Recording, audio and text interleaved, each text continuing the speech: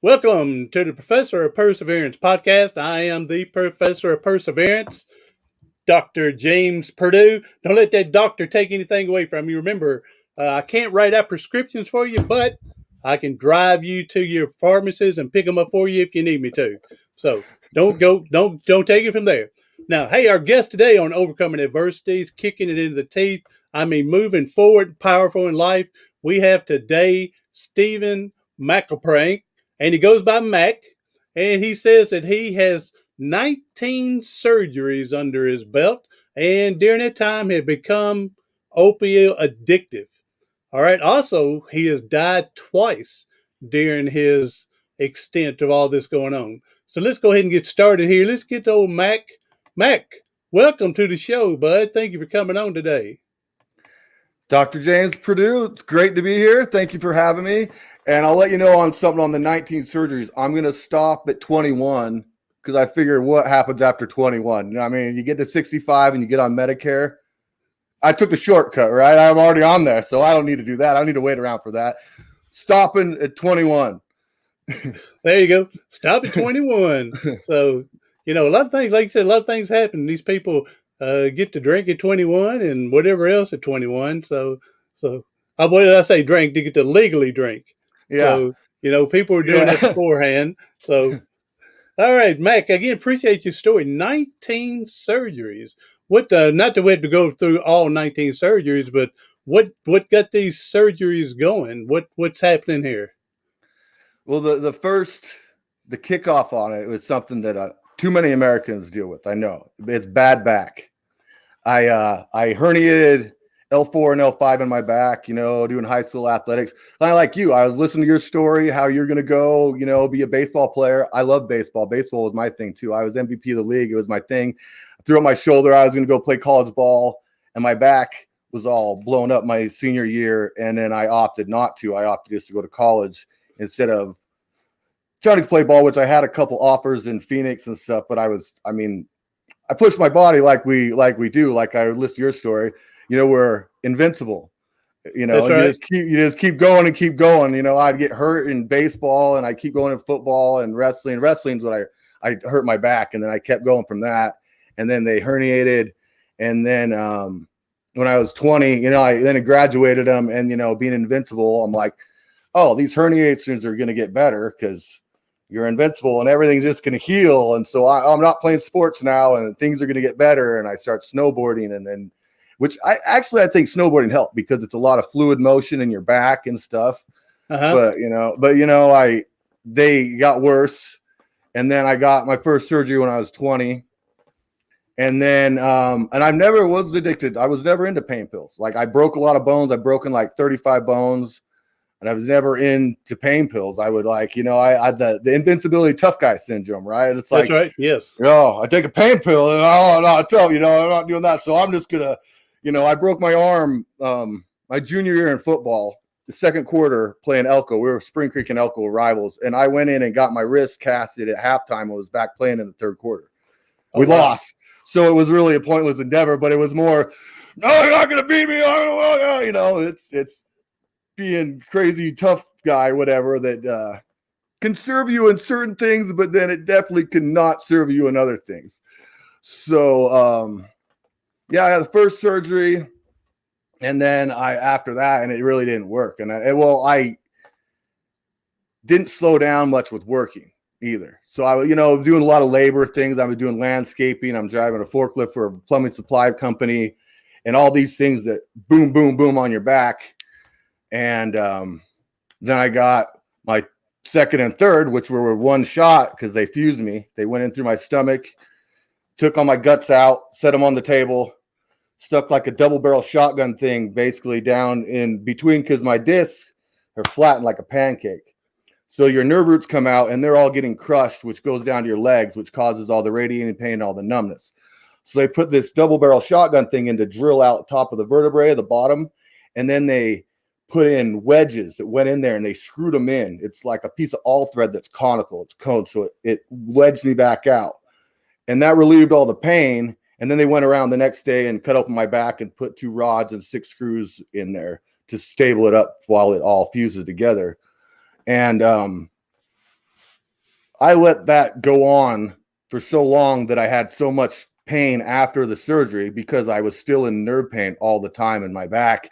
And then just before the second and third surgery, I was going to college and I was in pretty hard classes. I was in upper division organic chemistry and anatomy and physiology because I was going to be a physical therapist is what I wanted to do because I did sports and I got hurt a lot. And, I love working with people doing sports. And I'm like, okay, this is great for me. I've experienced all these injuries, so I can help some people that way. And then in school, because I got the pain so bad, then they finally gave me Percocet.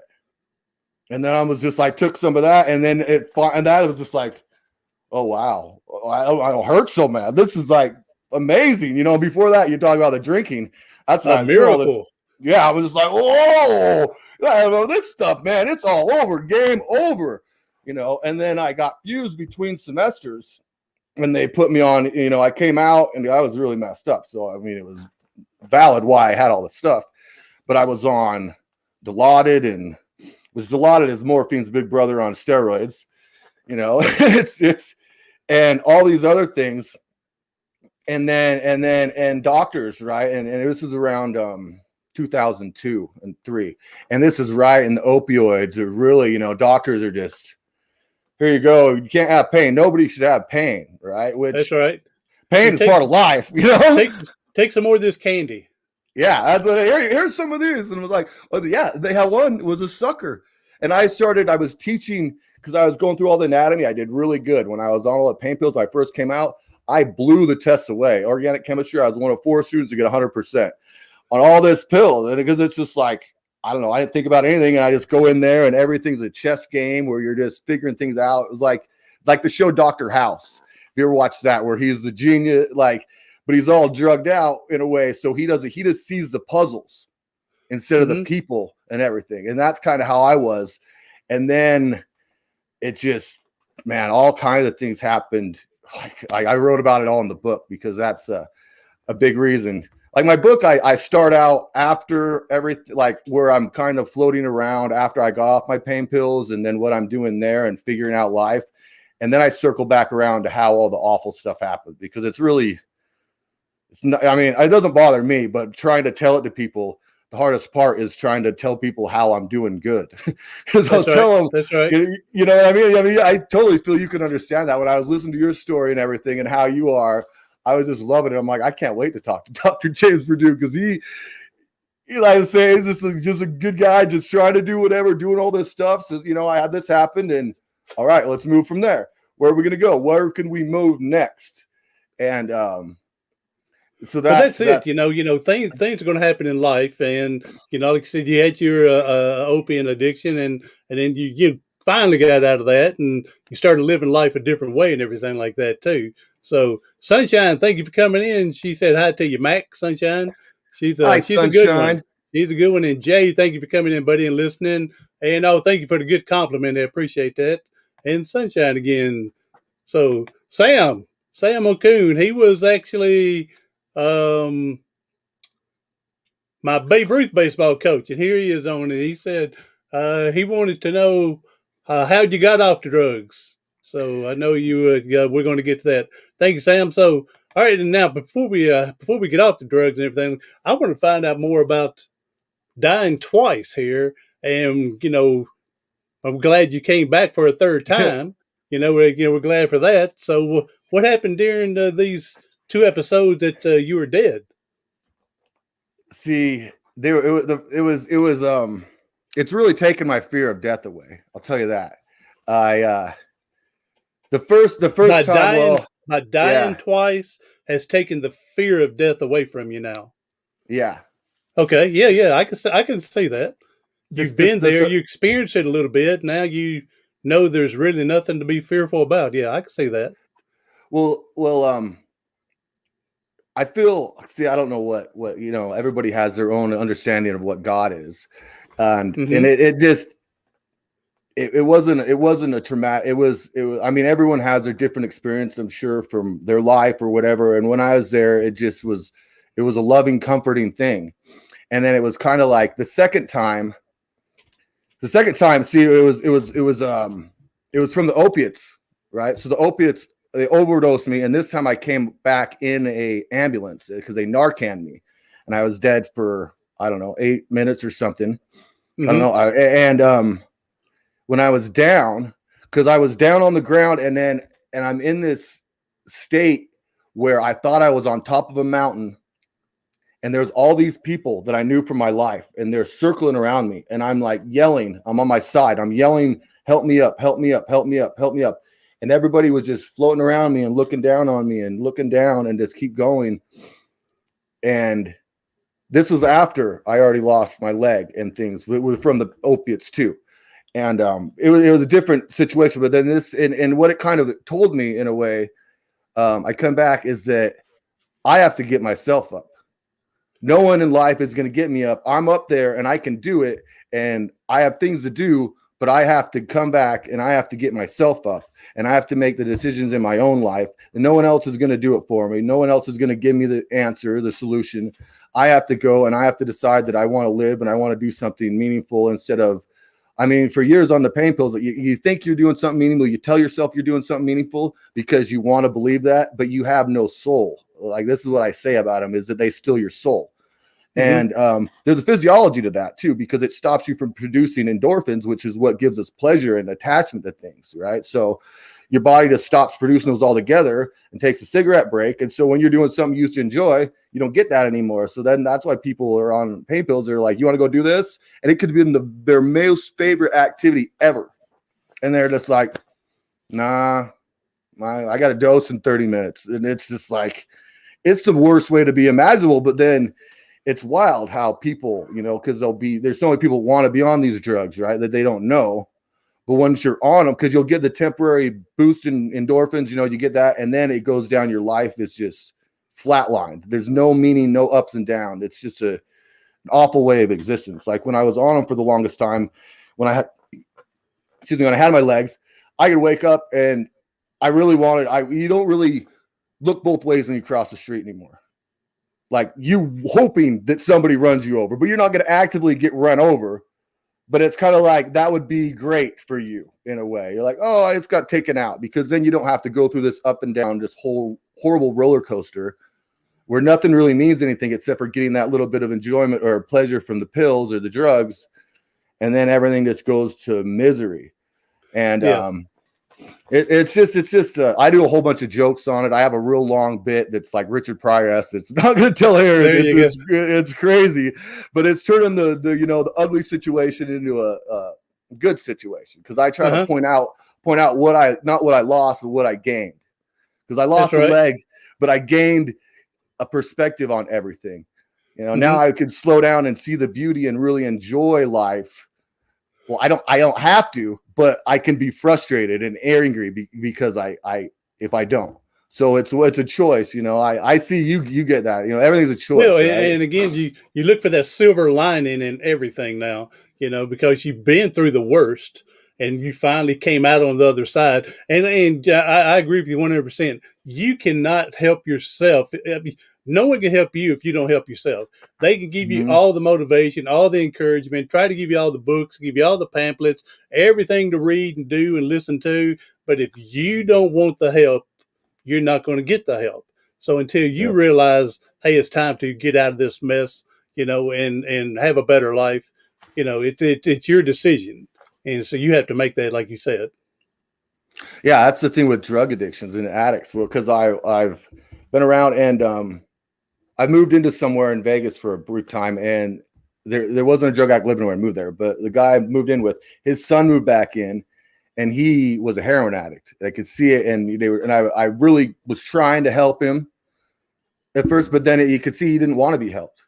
So you can't. I've understood that you can't help someone get off drugs if they don't want to get off drugs. It's a situation that has to come down, which is a sad thing, because I'll see people all over and people really care about people, and we got to get them off this. But the more you push on people, a lot of times, the more it just drives them away. Sometimes it could drive them away to hitting rock bottom faster, which can be good. It's hard to say what's the way to do everything. But until people decide, I don't want to have this life anymore. I don't want to do this. I want to have something different, something meaningful, something that I actually wake up in the morning and want to be awake for. Until you find that, It's really hard on opiates because you don't get that enjoyment anymore. So it's hard to find something that you enjoy because everything is numbed down.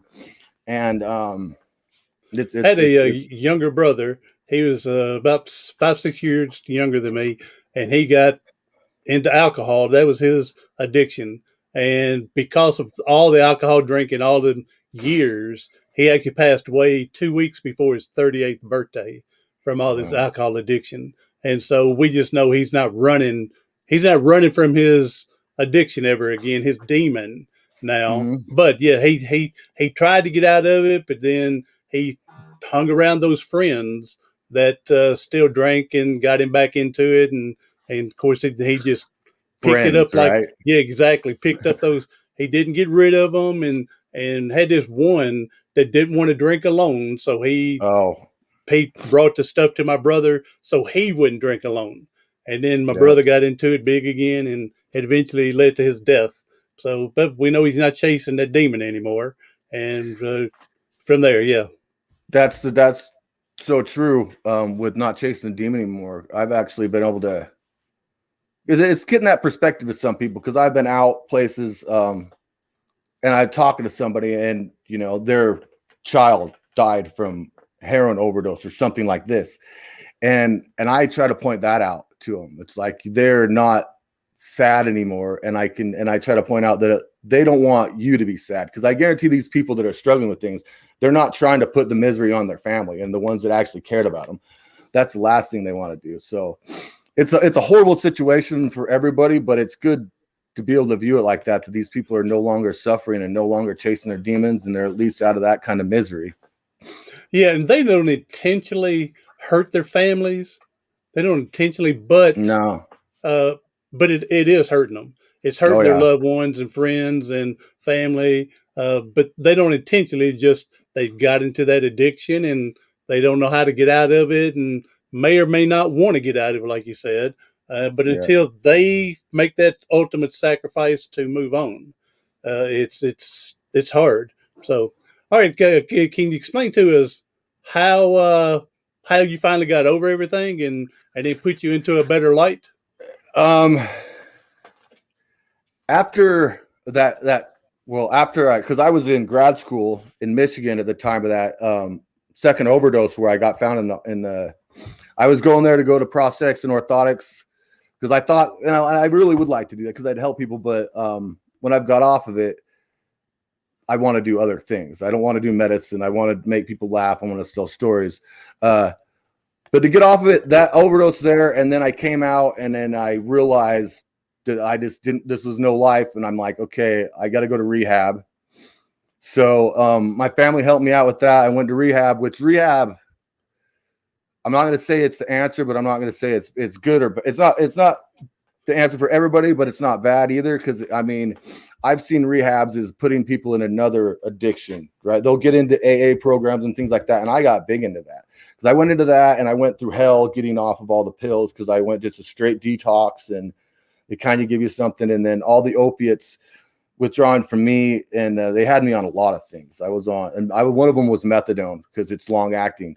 And that takes a long, long time to withdraw from your system. So it takes a long time for your body to balance. And I was really miserable. And they put me on a whole bunch of non-narcotic pills. And I don't take any of those anymore. And what I got through it, through the rehab and stuff, and I was really struggling, honestly, because I'm taking these other pills and I'm in a lot of pain and I'm not sleeping well. And I started exercising. That helped tremendously. Exercising helped a whole lot. And then I started meditating. I started doing mindfulness training stuff and meditating and deep breathing exercises where I do a body scan and just scan the pain down my body and then just get to yourself to accept that it's there and just acknowledge things and move on. And then doing different meditations where I put, visualizations and cascades through my mind to get my brain chemistry turned on to be treating myself naturally. And then I started smoking marijuana a lot, to be honest. So that's what I did over. And, the marijuana doesn't take your pain away, but it makes it a whole lot easier to manage for me. It gives it turns it down, and then it makes it be like, okay, I can manage things.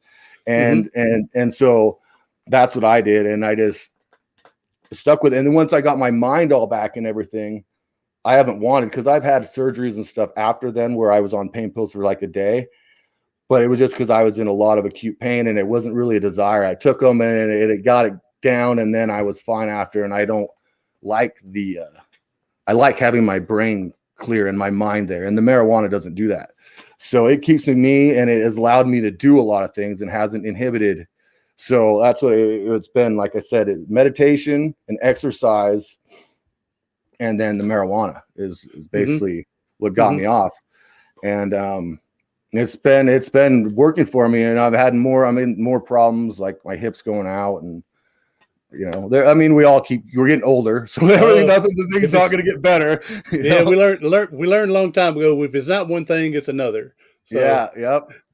Now I've never been addicted to the opiates and stuff that you were, but at one point when I had my injury at the beginning, it was taking not pain pills, but pills to help my muscles relax. I was always having spasms, and so they had me taking this medicine called Lorisol 3 times a day, 20 milligrams, 3 times 60 milligrams, and then Valium to help me sleep, 10 milligrams of that a night, with the other 60 muscle relaxers a day.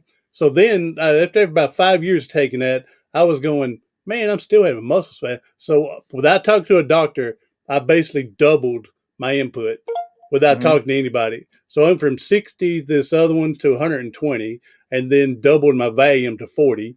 And and I was still having muscle spasms. So then I started thinking, well, why am I spending all this money on all this stuff and I'm still having spasms? So then I went cold turkey without anything, doubled everything to nothing.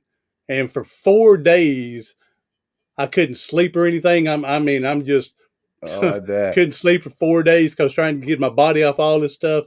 And on the 5th day, I slept like 18 hours. But then I've been off of those pills and everything since then. So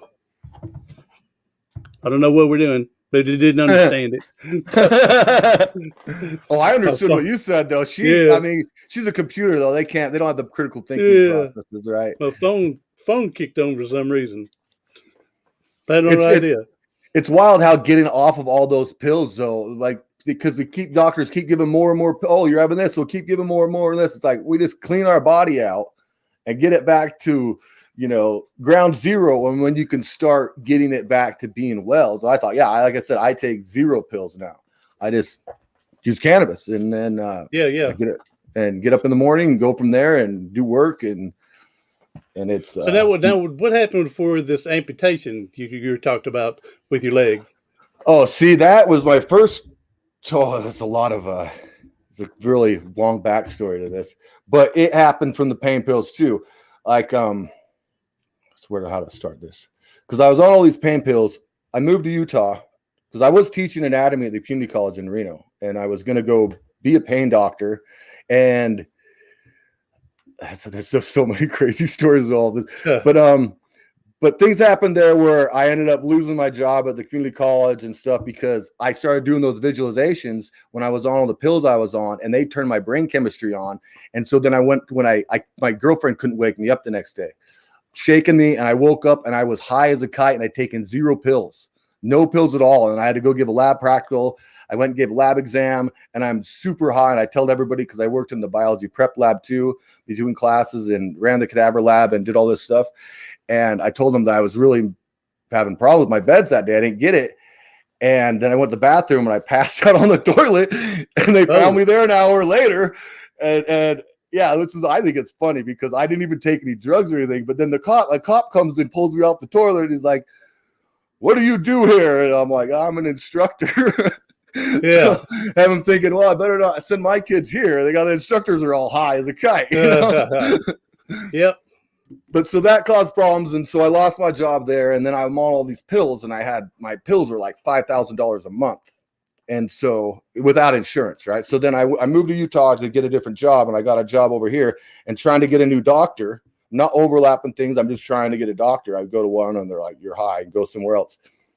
The cops charged me with prescription fraud, which I didn't do. I thought throwing in jail, didn't have money to bail myself out the $10,000. So I sat in jail and withdrew from everything and went through total misery hell. The first 20 days, they put me in suicide watch because I was withdrawing in medical, and I didn't sleep for 14 days, withdrawing from the methadone, and went completely insane and nutty. And it was the worst time of my life. And then my brain came back, and then I talked to the lawyer, pointed out everything, because I've studied different things, law in college and things, and pointed out how I hadn't done anything.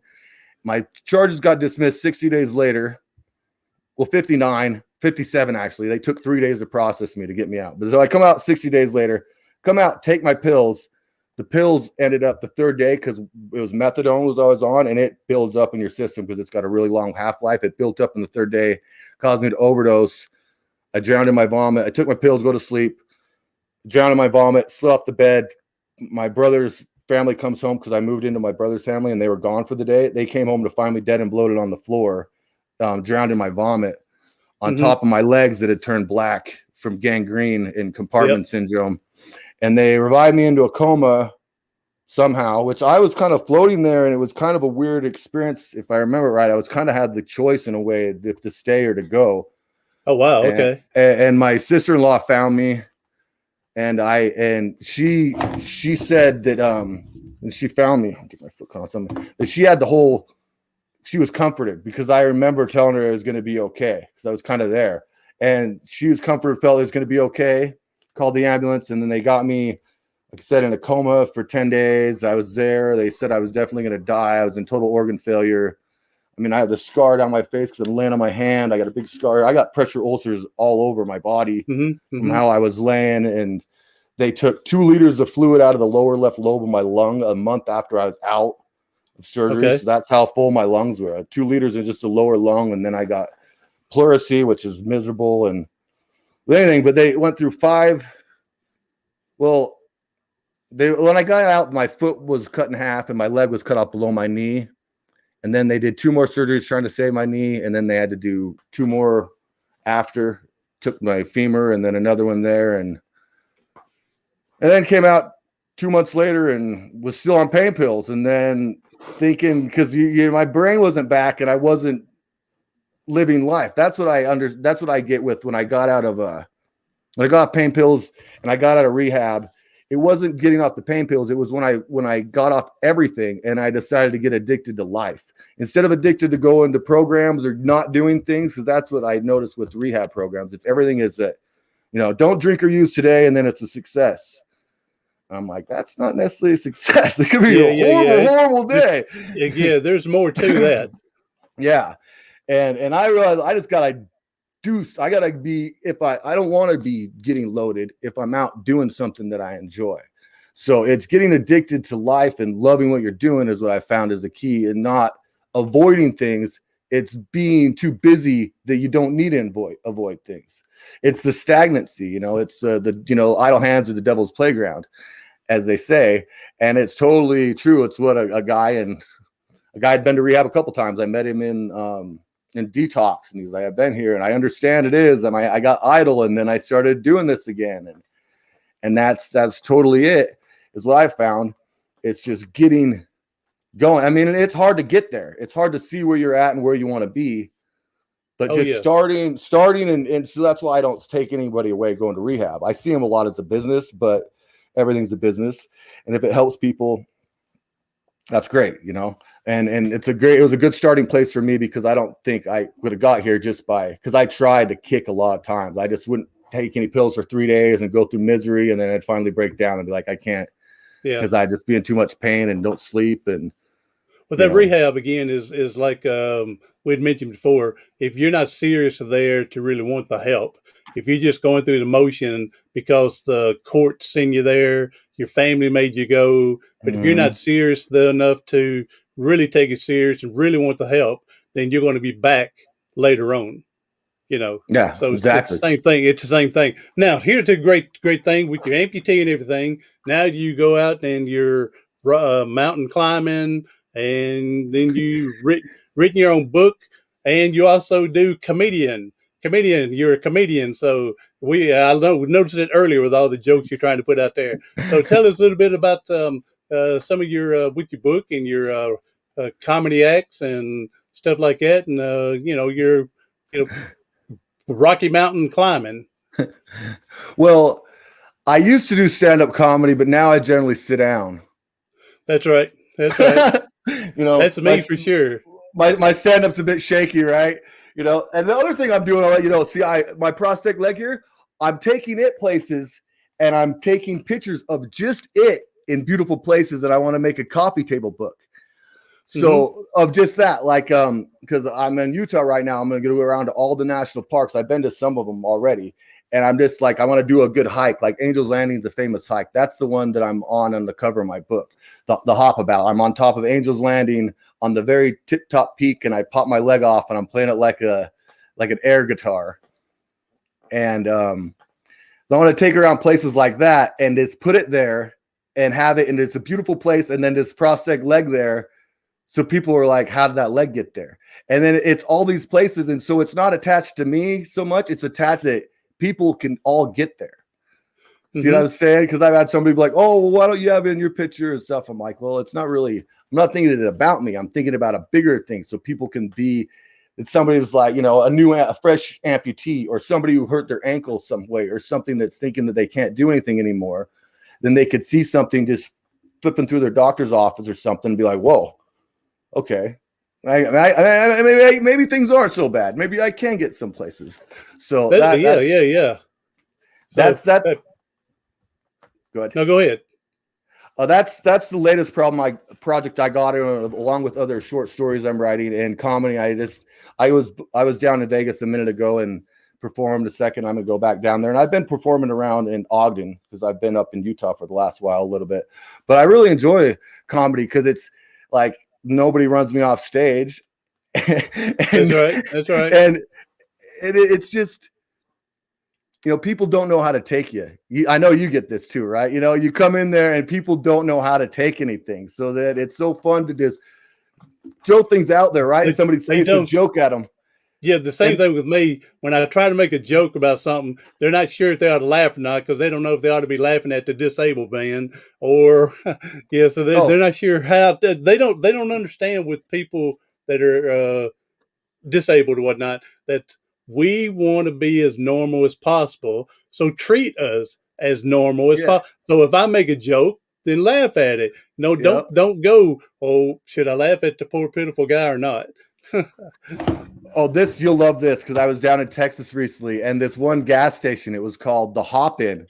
It had a rabbit, and I drove by there, and I had to stop just because it was called the Hop In. And I went in, I got gas, and went in and told the checker girl, she's back there, and I come in, I said, man, I passed this place, and I'm like, oh, I had to come and hop in. And I think I was on my crutches too. And she was like, turning like, I don't know if I should laugh at that. I'm like, I'm laughing at it. I think you should. It was funny.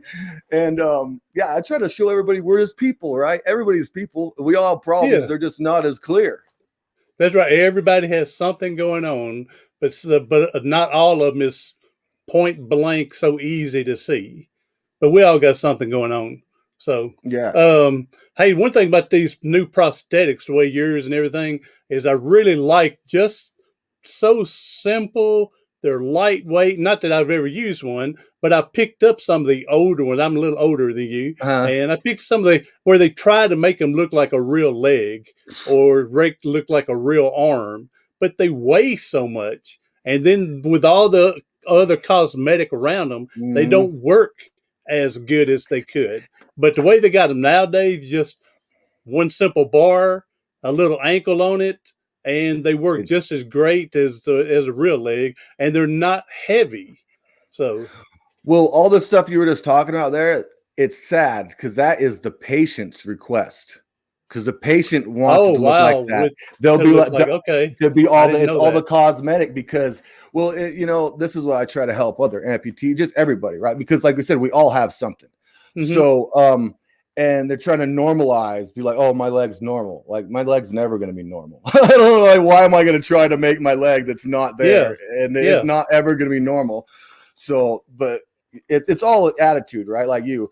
So I'm trying to help these people. It doesn't make sense to me, like that at all. Like all the stuff on top of the skin and all that is just extra weight and extra things to inhibit the function of the prosthetic.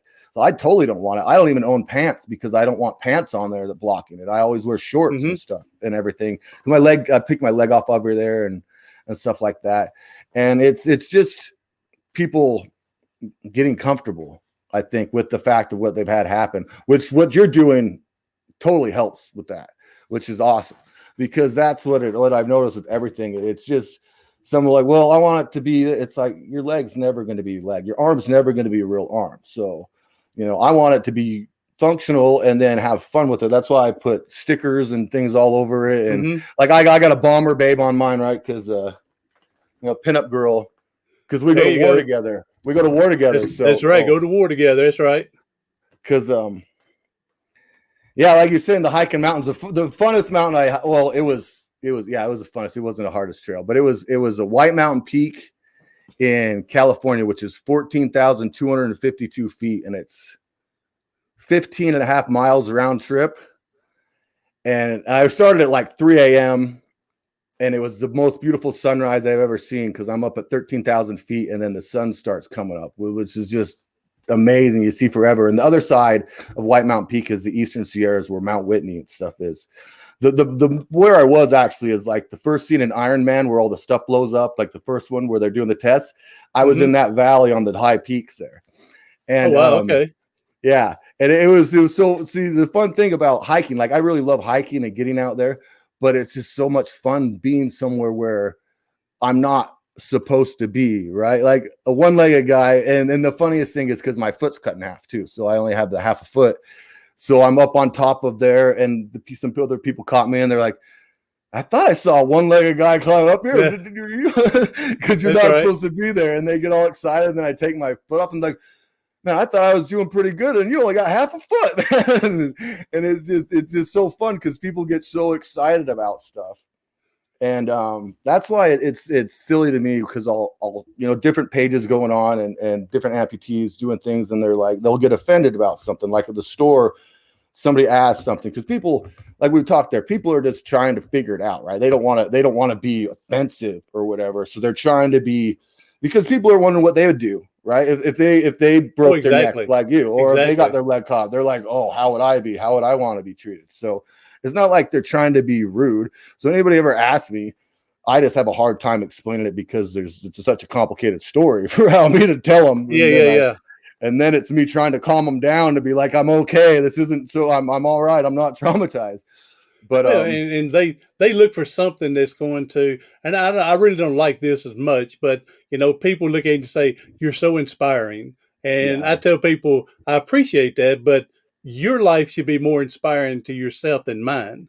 You with your family, your friends, your family, kids, wife, husband, whatever, that should be more inspiring than seeing me because I push in a wheelchair down in an aisle at a store. And so I try to explain to that they need to find more inspiration in their own life that they can look up to. So Matt, go ahead and tell us about your book, The Hop About that, and how we can find you, maybe a YouTube channel or whatnot, to get some of your comedy. The YouTube channel, it's like I said, because I only use cannabis now, it's Gimp Pimp 420. All one word, GIMP PIMP 420. Because I say I've slowed down a step to pimp living life to a higher standard. There you go. And I'll put that in the description for people to find it and look it up. And we can find your book, The Hop About, I'm assuming on Amazon and whatnot. You can find it on Amazon, or Austin Macaulay is the publisher I used, or Barnes and Noble. And right now, I'm not promoting my book good here, because we had British publishers and they changed some of the syntax and things I didn't notice. And while I'm doing the audiobook, I want to strangle them and like,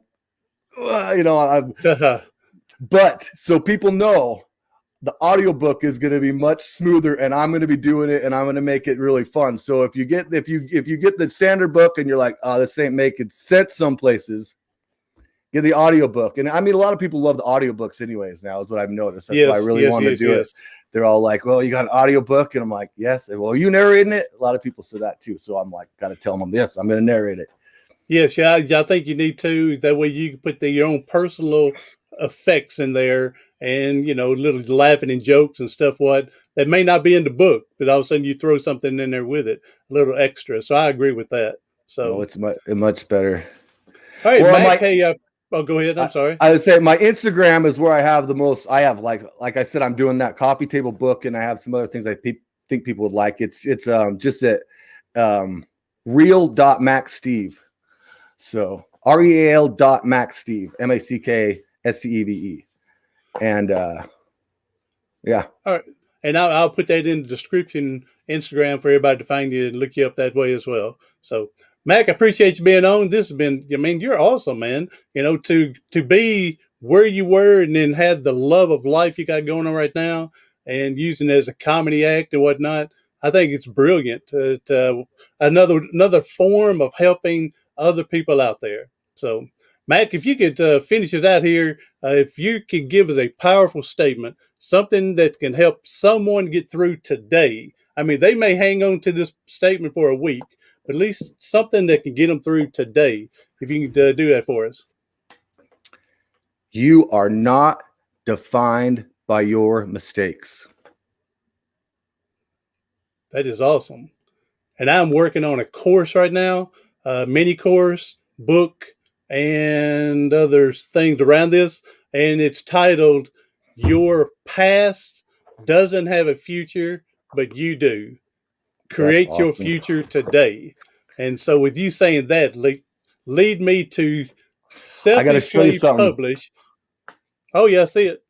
That I just stumbled upon that. You see, I have two different feet on there, and I just saw that rock.